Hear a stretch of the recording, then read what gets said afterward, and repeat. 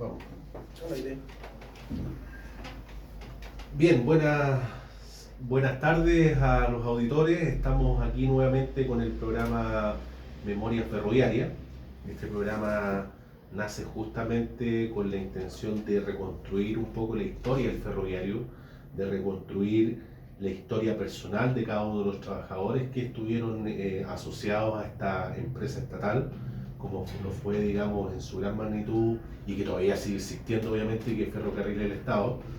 Y, y, y en definitiva, digamos, la idea justamente de invitar a distintos ferroviarios es conocer muy de cerca cuál fue la vivencia que tuvo cada uno en el contexto del ferrocarril o de la línea en sí, ¿cierto? Que fue nuestra principal columna vertebral y que ojalá siga siendo así. Cuénteme, don Jorge Astorga, que está usted conmigo hoy día, ¿cierto? Y le agradezco, digamos, que esté con nosotros. Por supuesto que es un honor. Y le quiero preguntar, primero, digamos, ¿dónde parte, digamos, su experiencia como ferroviario? Don Mauricio, muchas gracias. Buenas tardes para empezar y gracias por su invitación.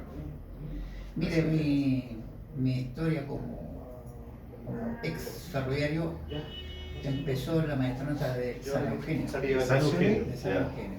Yo ahí hice la práctica como electromecánico. Mire. Y la verdad de las cosas que eso era una escuela, porque estaban vigentes las locomotoras diésel eléctricas. Entonces, la locomotora diésel eléctrica era una locomotora con motores de tracción eléctrico, con fuente de energía propia. Para esa época, digamos, era bastante importante eso. Muy importante, claro. Exacto. Y así que la definición que tenían era esa precisamente. Locomotoras diésel con fuente de alimentación eléctrica. Claro, exacto. O sea, similar a la eléctrica actuales. Claro, exacto. Porque los motores de tracción estaban en los ejes. Ah, perfecto. Directamente conectado de motor a eje. Claro. Eso tenía quizá un poco más de fuerza de esa manera la locomotora, ¿no? O más rapidez, digamos, para poder ejecutar el mecanismo interno, una cosa así. Es que tenían la potencia, era calculada en amperes. En amperes, claro. Así que las locomotores eran potentísimas. Sí. Sí, yo recuerdo que en esa época todavía estaban las locomotoras diésel eléctricas General Electric, americana, que habían llegado el año 54, que era Chile. El año 54. Y esto que usted me cuenta como historia personal, ¿qué año empieza esto? ¿Al menos se acuerda usted o no? El 68. 68, sí. O sea, es ahí cuando usted ingresa a Ferrocarriles. Exacto. A la maestrancia de San Eugenio, en su calidad de practicante. Correcto. Como electromecánico. Correcto. ¿Sí? Y esta instancia y esta estación, por qué no decirlo, de su vida en la maestranza de San Eugenio, ¿le dejó, digamos, algún recuerdo? Bastante, sí. ¿Sí? Existía mucho compañerismo. Mucho compañerismo. Sí, claro. Mucho compañerismo. Sí. Eso me dejó marcado. Sí. Hay grandes historias con la maestranza de San Eugenio, porque la maestranza de San Eugenio fue la primera maestranza aquí en Chile. Exacto. Exacto. Y como primera maestranza hubieron muchos aciertos incluso de parte de los trabajadores a través de clubes deportivos, qué sé yo, que hoy día quizá ese estadio lo perdieron, digamos, pero fue, digamos, parte de la historia ferroviaria. ¿Por qué, digamos, cuántos años estuvo, digamos, más que por qué, cuántos años estuvo usted, digamos, ahí en la maestranza de San Eugenio en su práctica? La práctica y posteriormente estuve 3 años, o sea, en totalidad 3 años. 3 años. Sí, y de ahí yo me fui a Transporte Alameda. Pero, Transporte Alameda dependiente del Departamento de Transporte. Claro, Transporte Alameda, pero entre medio de la práctica y de lo que es el Transporte Alameda, por interno usted me comentaba que había pasado al Instituto Ferroviario. Ah, sí, pues lógico. ¿Sí? Yo ahí, porque era imprescindible la enseñanza media en esa época. Claro, exacto. Sí. Ya. Porque no era convalidada la industrial. Ya, o sea, eran estudios como secundarios, una cosa así, correcto, que había que hacerlos obviamente para poder en cierta manera subir de grado. Optar a un grado superior. Un grado superior. Sí. Y es ahí, con esa oportunidad de haber ejecutado los estudios en el Instituto Ferroviario, que estaba en Alameda, ¿cierto? A usted le dan la oportunidad entonces de llegar a Transportes Alameda. Correcto. ¿Sí? Y ahí en Transporte Alameda, ¿cuántos años usted alcanza a estar? Yo alcancé a estar 12 años. 12 años. 12 años. Ya. Dependiente del Transporte Alameda, a mí me mandaron a San Fernando. Ah, ya. ¿En el intermedio o...? No, de inmediato. Era parte del trabajo, sí, y lo mandaron a San Fernando. Porque la segunda zona comprendía desde Alameda hasta Talca. Ah, perfecto, ya. O sea, yo podía trabajar en San Bernardo. Claro. Y a la semana siguiente me podían mandar a San Rafael, a Panguilemo. Sí, claro, sí, sí. O sea, podía ejecutar más que una labor administrativa, sino que colaborativa con distintos aspectos ferroviarios quizás. Por ejemplo, el hecho de tener la cercanía con los jefes de estación. ¿Ah?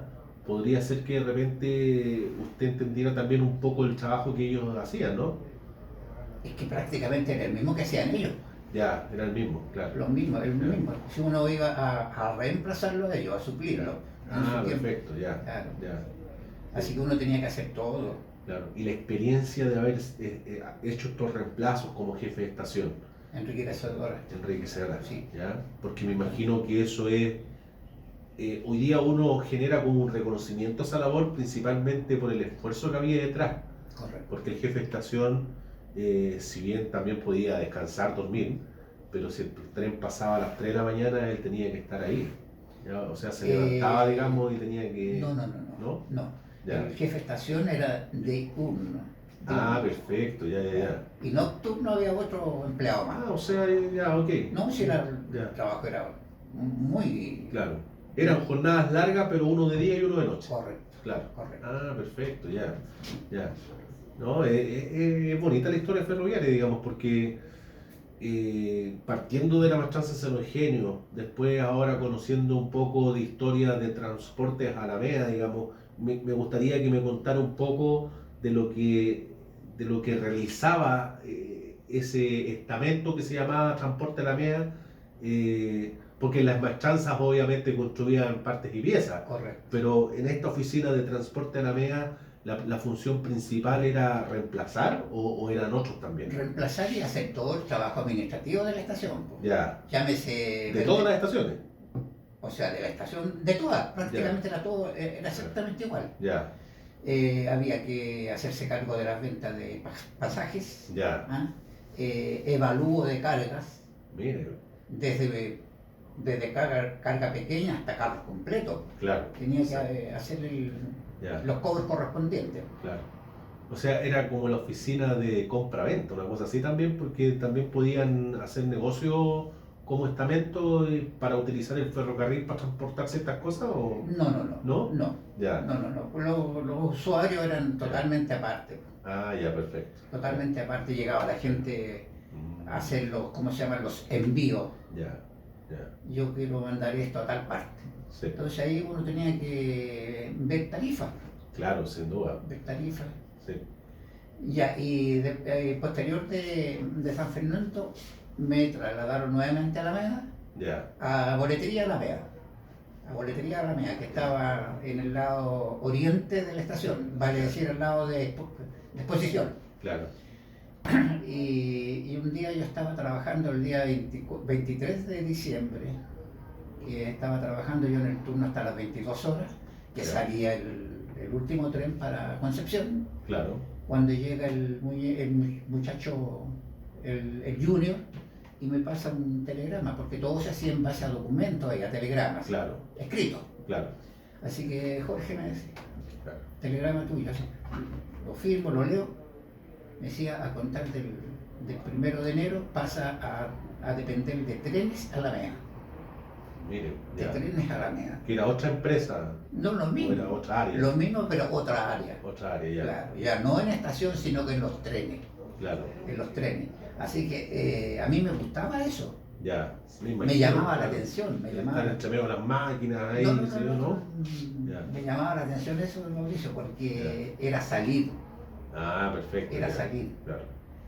No era tan rutinario al final, correcto. Era bien ameno el estar variando el trabajo. Correcto.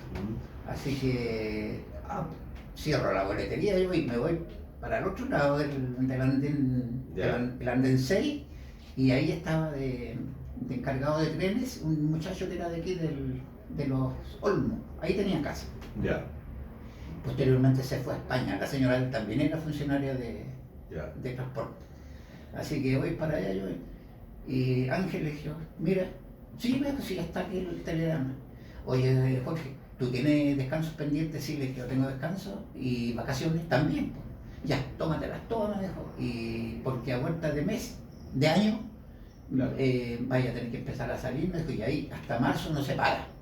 Claro, exacto. Temporada veraniega. Sí. Así que ya. Y terminé el tiempo de vacaciones y descanso. Me pongo en contacto con la oficina y al día siguiente empecé a salir a Talcahuano. Mira. A Talcahuano. Pero en el mismo tren, obviamente. En el tren. Sí, pero haciendo. El conductor. Mire.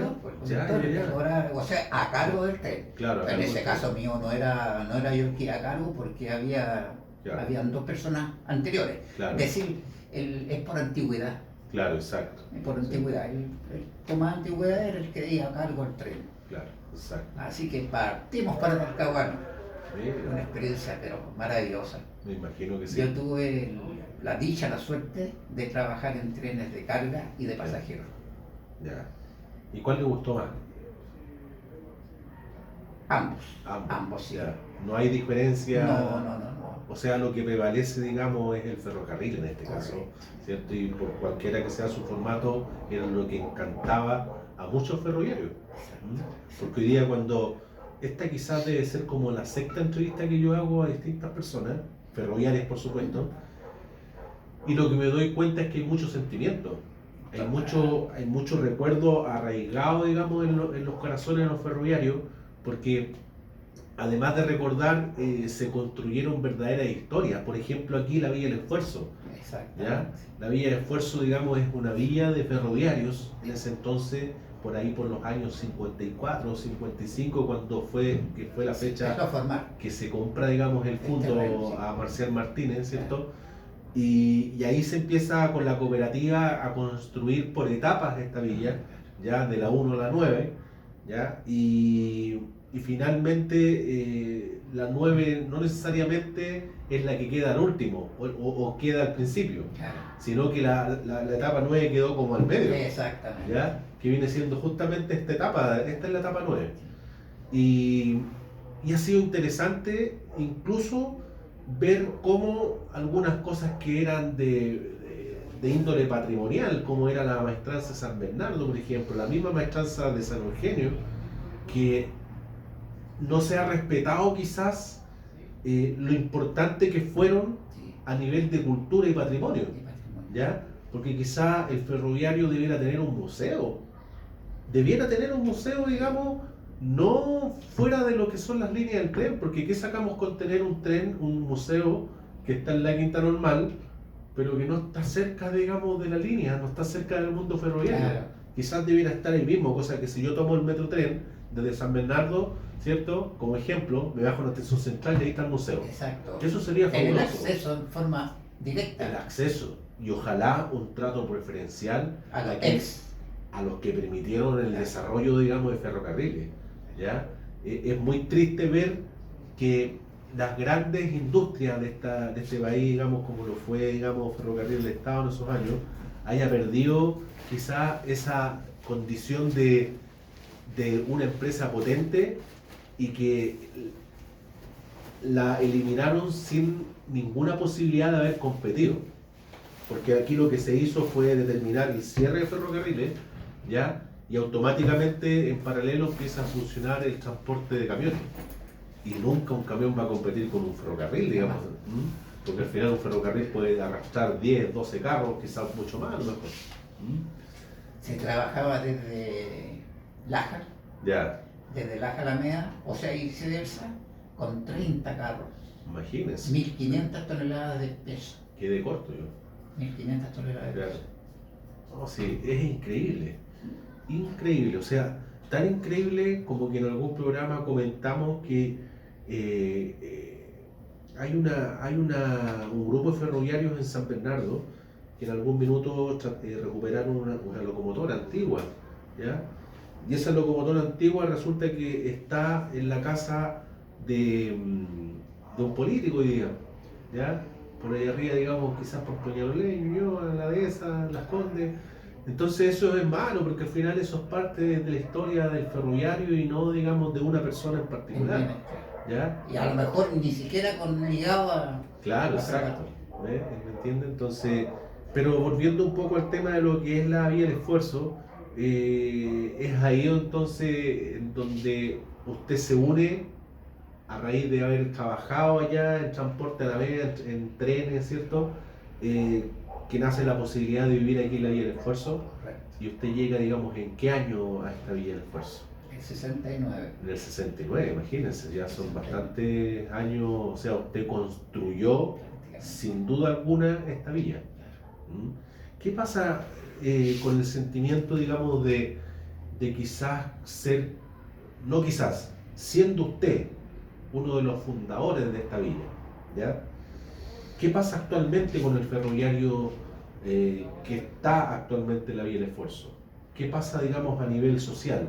¿Hay un espacio para ellos hoy día como para que también se geste la intención del recuerdo o del patrimonio? Desgraciadamente no. No existe. No existe. Ya.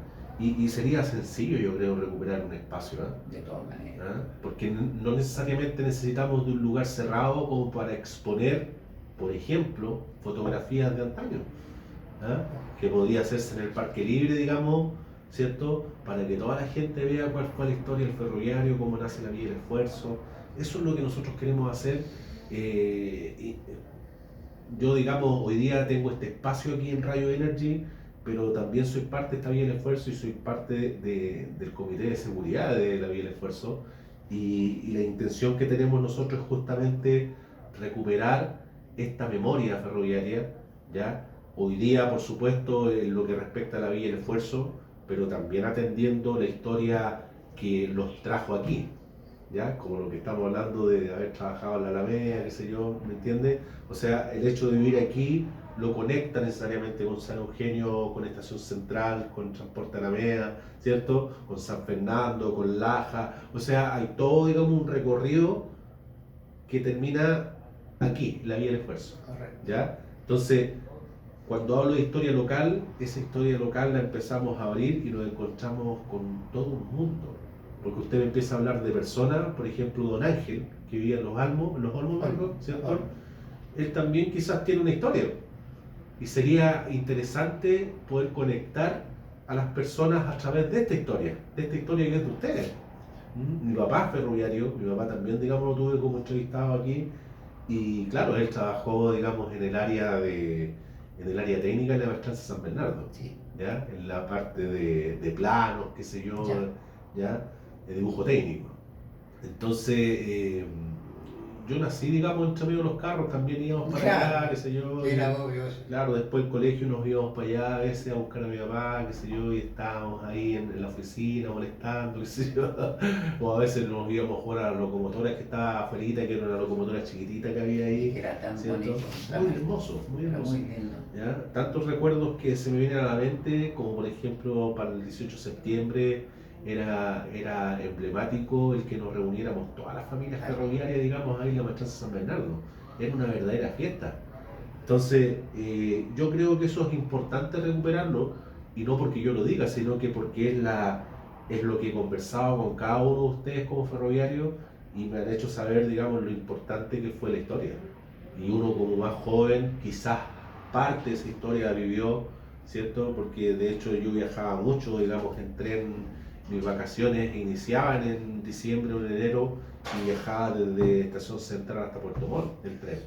Entonces, para mí, quizás es lo que más añoro hoy día, de poder viajar nuevamente en ese mismo recorrido. ¿ya? Porque era hermoso. Fabuloso, era maravilloso. Sí, era, claro, fabuloso, digamos, y yo creo que el Estado está al debe con eso. ¿Ya? Porque el hecho de que nos tengan el metro tren, qué sé yo, es para atacar la contingencia de movilizar gente para ir a trabajar, ¿no? Pero en cuanto a turismo, ¿qué pasa? O sea, no, nada. Si tuviéramos un tren de Arica, digamos, a Puerto Montt, o sea, sería fabuloso, seríamos el único país que recorrería, digamos. El servicio. Claro, exacto, o sea, más de 4.000 kilómetros de línea, sería fabuloso, ¿me entiendes? Entonces hay hartas cosas que le hacen sentido a esta reconstrucción de la memoria ferroviaria. Don Mauricio, fíjese que no hace mucho nosotros fuimos a Temuco. Ya. Yo tengo un hijo ahí en Temuco. Ya. Y después nos pegamos un viaje hasta Valdivia. Claro. Y resulta que en Pitrovquén todavía el puente está fuera de servicio, está dañado. Donde hacen como 2 años atrás que se cayó el puente, se cayó un tren. Sí. Parte del equipo se cayó al río. Y todavía eso está igual. Claro. Sí. Oye, para mí es una nostalgia. Yo veo un tren y me dan deseo de llorar. Claro. Fíjese que, por ejemplo, en el tiempo que yo trabajé en los de carga, éramos 2 conductores y 2 ayudantes, dos muchachos asistentes. Claro. Y nos pegamos el viaje de aquí a Osorno. De aquí a Osorno, la pareja que salía trabajando, llegamos a Chillán. De ahí salíamos a las 10:30 de la noche. Así 6:30 de la mañana llegamos a Chillán. Así que de ahí seguía la otra pareja. Exacto. Hasta Temuco. Y de Temuco a Osorno, el que haya salido de aquí de Alameda. Y al revés, de allá para acá. El que había salido, digamos, al principio, trabajaba al medio nomás. De Temuco a Chillán. Así que ahí uno quedaba desocupado. Yo me bajaba en el 37. A veces. 37, ya. Sí, Okay. Cuando estaba abierta la pasada. Claro, sí. 4 o 3 de la mañana. Claro. Así que yo le decía, yo vuelvo a repetirlo, venía descansando ya, fuera de servicio. Claro. Y el otro compañero le decía al maquinista que parara. Claro. Yo me paraba, llegaba con un par de pozos caminando de allá a la casa. Cero problema. Jamás tuve problema yo con delincuencia. Claro. Imagínense. Sí. Y éramos libres. Éramos libres. Éramos libres, hoy día vivimos encapsulados en nuestros hogares. Encerrados. Claro, encerrados. Y los trenes de carga eran una maravilla. El tren de carga era la casita que llevaba atrás, o sea, la cola del tren de carga, era una casa en miniatura. Sí. Una casa en miniatura. Porque en un extremo estaba la oficina con una estufa a carbón, porque en ese tiempo se usaba carbón todavía. Claro. Los anafres. Una estufa grande a carbón ahí. Claro. Después seguían los dormitorios. Camarotes separados teníamos nosotros los conductores, cerraditos. La discriminación. Después seguían el dormitorio de los niños ayudantes, que eran camarotes abiertos nomás, con cortinas. Claro. Baño al frente, una bodeguita y al otro extremo cocina, comedor. Así que teníamos que hacer hasta de cocineros nosotros. Eso en un solo carro. En un solo carro. Claro. En un solo carro. Sí. Así que... ¿Y había comunicación desde ese carro hasta la locomotora, no? No. ¿No había comunicación por algún método, no sé? No, nada. Es que todo era básico nomás en esa época. Claro. Uno de atrás de la casita, cuando iba en servicio, se pusieron en servicio unas casitas que tenían una anchura al medio. Y ahí era la oficina. Entonces uno tenía opción de ir mirando hacia adelante. Claro. Por si se producían fallas. Claro que sí. Porque llegó un momento en que ferrocarriles en el tiempo de no tenían lubricante. Y los carros iban montados en unos rodamientos, en unos bronces. Claro. En unos bronces. Las ruedas eran fijas, fijas a un eje. Sí. Y en los extremos afuera, y el bogue que se llamaba, y ahí llevaba una caja y un bronce por arriba. Entonces el eje rotaba en el bronce. Claro. Y la caja la taponeaban con una lana, una especie de... Como guaype. Ya. Pero era como lana girota. Ya, perfecto. La taponeaban con eso y le ponían aceite, un aceite grueso, para que se lubricara. Cuando, vuelvo a repetirlo, en el tiempo de... Claro. No tenían aceite y se calentaban los carros.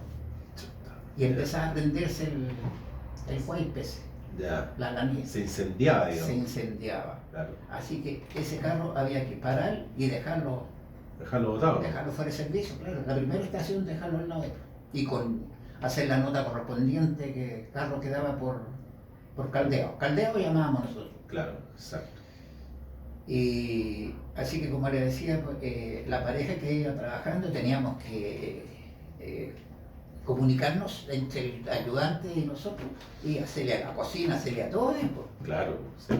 Sí, porque era una casita, digamos, con casita, todo lo necesario para... Y esos viajes igual duraban, porque yo me acuerdo que partía a las 9 de la noche en el tren de pasajero, en el tren ordinario pasajero, y llegábamos al otro día con suerte a las 2 de la tarde en el radio, pero en el ordinario llegábamos a las 12 de la noche el otro día. Claro. ¿Ah? O sea, era un viaje, perdón, gigante, ¿ya? Que hoy día uno hace en 12 horas en un bus, pero la experiencia de recorrer Chile prácticamente, ¿cierto?, en un tren es única. Totalmente, o sea, es muy distinto. Quizá la época también lo permitió a que fuera muy distinto, porque arriba, digamos, del carro se vivían, digamos, también experiencias con otras personas. ¿Ah? Sí. O sea, uno colocaba la música, qué sé yo, vamos sacando los huevos duros, vamos compartiendo, o nos acostábamos debajo de los asientos los más chicos, ¿cierto? O sea, era todo un tema y teníamos que encoger los pies nomás cuando pasaba el carrito con las bebidas, el café, ¿cierto? Sí. En los viajes de aquí a Cartagena, los trenes excursionistas. Claro. En ese tiempo los únicos que competían con ferrocarriles eran los buses ETC. Ya.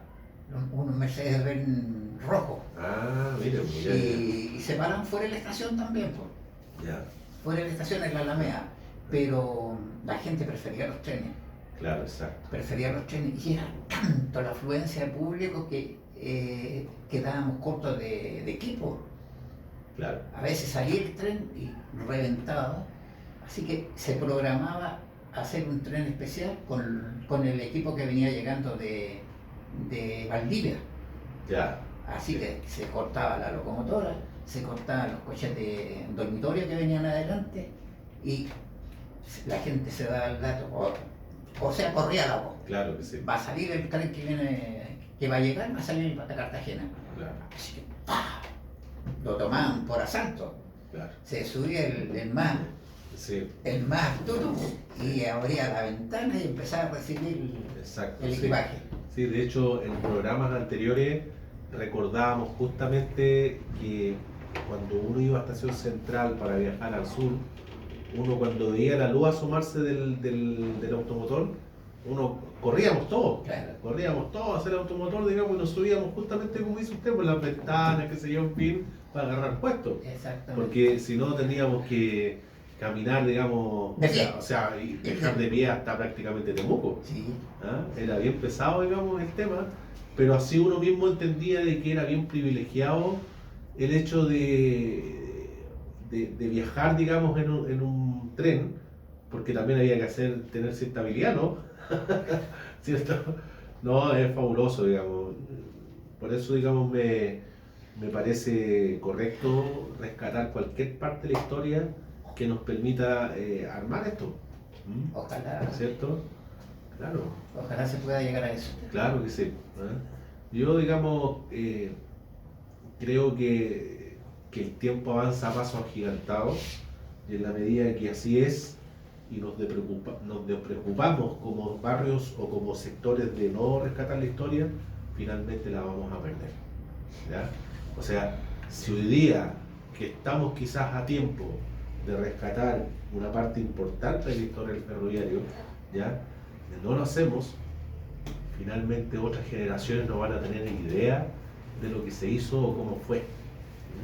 Por eso, digamos, la importancia y por eso también que a otros vecinos de aquí de la Villa del Esfuerzo, que ya he conversado con ellos, tienen real interés en participar porque tienen harto que contar. Y de hecho, 1 hora de programa de conversación pasa volando. Poco. Pasa volando, muy poco. ¿Eh? Y así lo hemos sentido las veces que hemos estado aquí. De hecho, dentro de todas las gestiones que se han hecho para entrevistar vecinos, también nos encontramos con la viuda de uno de los 11 ferroviarios que fueron asesinados en el Cerro Chena. ¿Ya? Y ella vive aquí.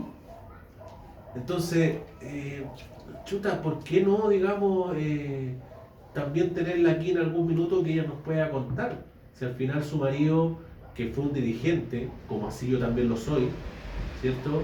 Que velaba, digamos, por hacer ciertas cosas para los trabajadores, en condiciones extremas llegó a lo que todos sabemos. La muerte. La muerte. ¿Ya? Después que era una persona que gestaba muchas ideas, muchas cosas, qué sé yo, que de un día para otro amanezca muerto. Si bien hoy día eso tiene un contexto político, ¿cierto? Pero que también hay que rescatar lo humano porque quedó una familia. Hay una familia de aquí en la Villa del Esfuerzo que quedó sin ese papá. Entonces, eso es fuerte y es parte de nuestra historia y por supuesto que hay que aterrizarlo y para que todos conozcan, digamos, la historia del ferroviario, no de la época en sí. ¿Ya? Correcto. El ferroviario, digamos, tiene mucho que contar, mucho que contar. ¿Ya? O sea, el hecho de que usted me diga que trabajó como conductor, ya que ese era el rol por el cual usted estaba contratado, ¿cierto? En ese minuto, el hecho de ser conductor era como que iba a cargo de ciertos controles arriba del vagón, ¿cierto? De los boletos, no sé, sí, ¿cierto? O de quién cortaba, digamos, no sé cómo se hacía eso. ¿Cómo se llama esa maquinita, digamos, que existe? El picador. El picador. Ya, pero eso lo tengo todavía. Lo tiene con la plaquita que dice conductor. Ya, mire. Esa era la función. Claro. No habían calculadoras. No. Y ¿cómo se llama? Y las tarifas se variaban de un mes a otro. Claro que sí. Y llegaban las correcciones. Sí. Entonces uno tenía que estar preocupado de todo eso. Claro. Y por ejemplo, le subía un pasajero a uno aquí en Paine, llamémosle, claro, y llega para Pichusquén. Entonces, ¿cómo cobraba el pasaje usted? Claro. El pasaje lo daban en kilómetros, valor kilómetro, peso kilómetro. Peso kilómetro. Peso kilómetro. Claro. Entonces uno tenía que hacer la operación ahí, pues. Claro que sí. Ya. Claro. Paine está en el kilómetro 56. Claro. Y Pichusquén está en el 780. Así que la diferencia, y ahí aplicar. Y era todo mental, no había calculadora. No, por eso le digo, no había calculadora. Claro. Y de repente se equivocaba uno